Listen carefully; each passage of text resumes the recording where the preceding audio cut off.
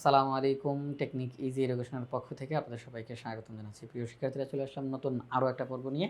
আজকের পর্বে আমরা এই ৯ নম্বর প্রশ্নটার সমাধান করব। এখানের মধ্যে বলা হয়েছে f of x equal to root over x minus one. একটা তথ্য f of x equal to root over x minus one.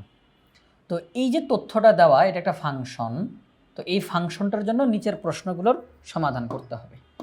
তো ক নম্বর প্রশ্নে কি বলছে? F of one, F of five, F of 10 নির্ণয় করো।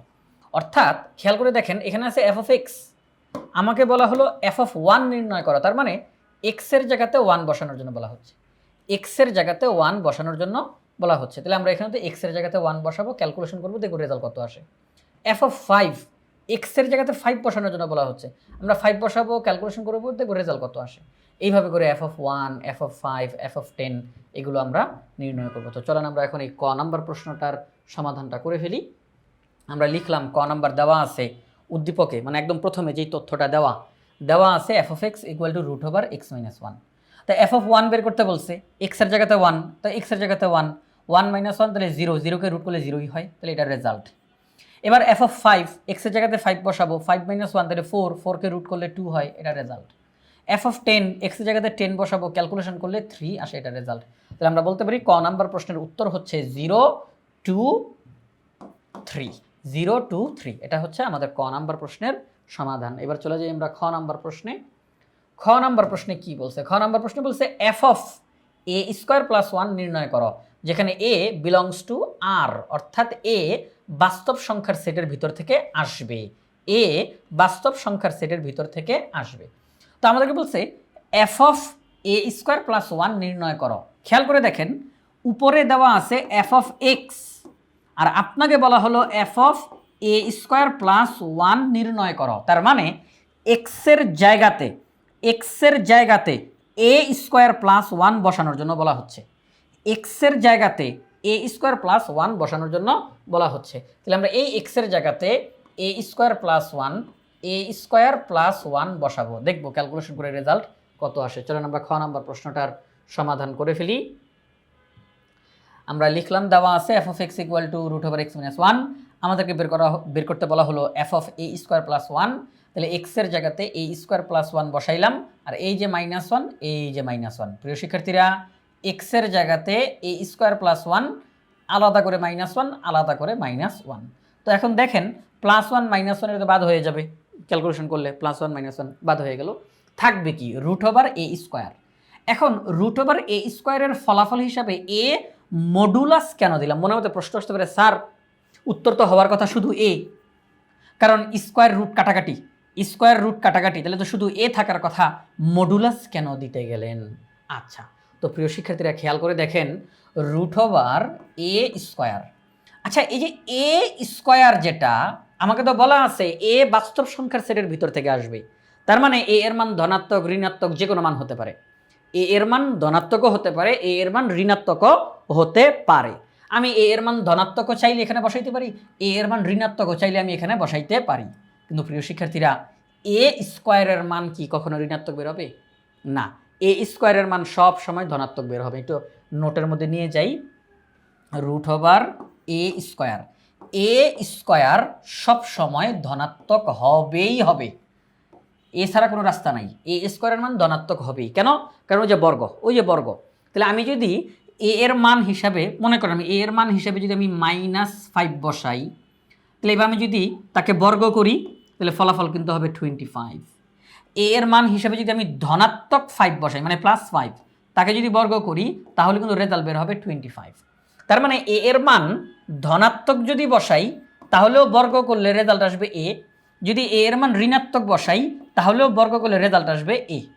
তো এখন আপনি যখন শুধু এ লিখবেন, সবাই একটু খেয়াল করেন, আপনি এই যে প্লাস চিহ্ন তো না দিলেও প্লাসই বুঝায়, তো এ স্কোয়ার তার মানে রেজাল্ট এ, মাইনাস এ স্কোয়ার, তাহলে এখানে আমাদের রেজাল্ট আসবে এ স্কোয়ার। তো এখন একটু জিনিসটা বোঝার চেষ্টা করেন, আপনি এ এর মান ধনাত্মক বা ঋণাত্মক যে বসাইছেন, এটা কি এখানে বোঝা যাচ্ছে? যে এখানে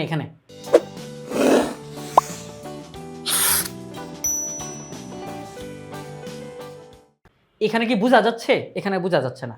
আপনি কিন্তু চাইলেই ধনাত্মক বসাইতে পারেন, ঋণাত্মক বসাইতে পারেন, কিন্তু ফলাফলটা কিন্তু অবশ্যই অবশ্যই ধনাত্মক বের হবে।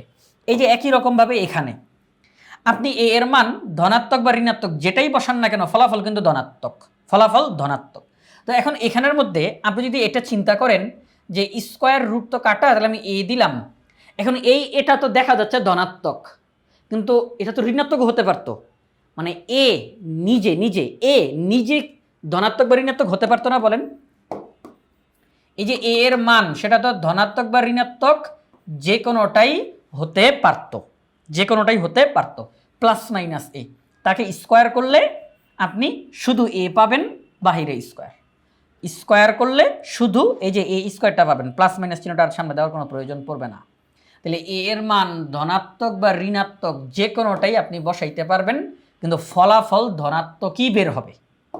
যেহেতু প্রশ্নে বলা আছে এ বিলংস টু আর, অর্থাৎ এ বাস্তব সংখ্যার সেটের ভিতর থেকে আসবে, তাহলে এ এর মান ধনাত্মক ঋণাত্মক যে কোনোটাই হতে পারে, তবে স্কোয়ার যখন করবেন তখন ফলাফল অবশ্যই ধনাত্মক বের হবে। হ্যাঁ, ফলাফল ধনাত্মক বের হবে। তাকে রুট করলে ফলাফল ধনাত্মক বের হবে। ধনাত্মক সংখ্যা রুট করলে ফলাফলও ধনাত্মক। তো এখন এই কিন্তু নিজে নিজে এ সেটা তো ধনাত্মক ঋণাত্মক যে কোনোটা হতে পারে, তাকে যখন স্কোয়ার করবেন তখন ফলাফলটা পুরোপুরি ধনাত্মক, তখন এ। কিন্তু এ ব্যক্তিগতভাবে তো ধনাত্মক ঋণাত্মক যে কোনোটা হতে পারে। এই জায়গাটার কনফিউশনটা দূর করার জন্যই, পুরোপুরিভাবে ক্লিয়ার করার জন্যই আমরা এখানে কি করলাম, আমরা লিখলাম এ মডুলাস। অর্থাৎ আমরা বুঝিয়ে দিচ্ছি, আপনারা সবাই জানেন যে মডুলাস ব্যবহার করলে ফলাফল ধনাত্মক বের হয়, মডুলাস ব্যবহার করলে ফলাফল ধনাত্মক বের হয়। অর্থাৎ আমি এ এর মান ধনাত্মক ঋণাত্মক যে কোনোটাই বসাইতে পারি, কিন্তু ফলাফল ধনাত্মক বের হবে। আপনি যখন শুধু এ লিখবেন তখন কিন্তু একটা কনফিউশন থেকে যায় যে এটার ফলাফল এ বের হইছে, তো আপনি কি প্রথমে যে এ বসাইছিলেন সেটা কি ধনাত্মক নাকি ঋণাত্মক, এটা কিন্তু স্পষ্ট বোঝা যাচ্ছে না, স্পষ্ট বোঝা যাচ্ছে না। আপনি যদি এরকমভাবে লেখেন রুট ওভার এ স্কোয়ার, ফলাফল এ, তো এই যে এ তার মানটা কি ধনাত্মক নাকি ঋণাত্মক এটা কিন্তু স্পষ্ট বোঝা যাচ্ছে না। কিন্তু আপনি যদি এখানে মডুলাস চিহ্ন দিয়ে দেন তাহলে কিন্তু স্পষ্টভাবে বোঝা যাচ্ছে যে আপনি এ এর মান ধনাত্মক ঋণাত্মক যেটা খুশি সেটা বসান, ফলাফল ধনাত্মক বেরোবে মডুলাস চিহ্ন দেওয়ার কারণে। এটা হচ্ছে মডুলাস চিহ্ন, এটা দেওয়ার কারণে ফলাফল অবশ্যই ধনাত্মক বেরোবে, কিন্তু এই এর মান ব্যক্তিগতভাবে ধনাত্মক ঋণাত্মক যে কোনোটাই হতে পারে, কিন্তু ফলাফল ধনাত্মক বেরোবে, এটা ফিক্সড, এটা ফিক্সড।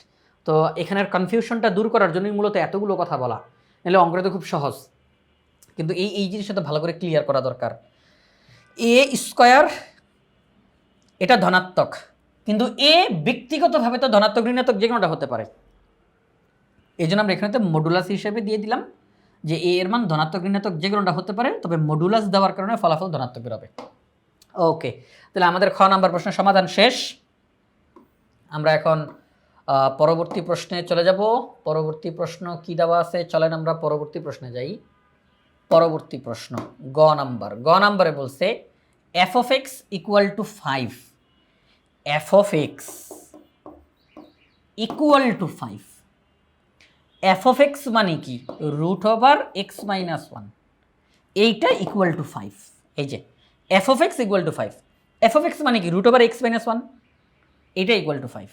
এবার উভয় পক্ষকে বর্গ করেন, তাহলে এই রুটটা উঠে যাবে, আপনি এক্স এর মানটা নির্ণয় করতে পারবেন, এক্স এর মানটা নির্ণয় করতে পারবেন। চলেন আমরা এখান থেকে করে ফেলি।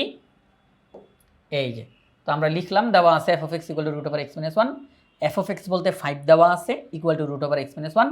তো উভয় পক্ষকে বর্গ করি, তাহলে 25 equal to x minus 1, minus 1 এই সাইডে এসে প্লাস হয়ে যাবে, তাহলে 26 ইকুয়াল টু এক্স। তাহলে আমরা বলতে পারি এক্স এর মান হলো 26, এক্স এর মান কত 26। এই যে এটা আমাদের পরবর্তী পৃষ্ঠায় আমরা দিয়েছি।